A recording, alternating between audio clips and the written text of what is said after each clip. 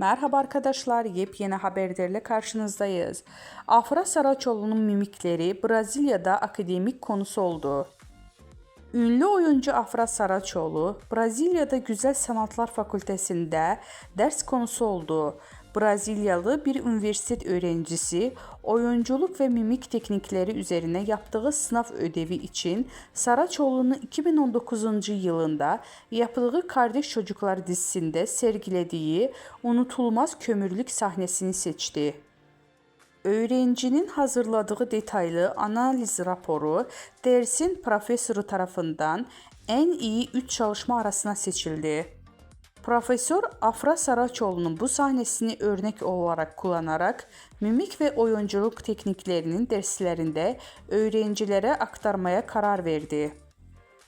Afra Saraçoğlu dizide Hayat Çetin karakterini canlandırmış ve performansı ile büyük beğeni kazanmıştı.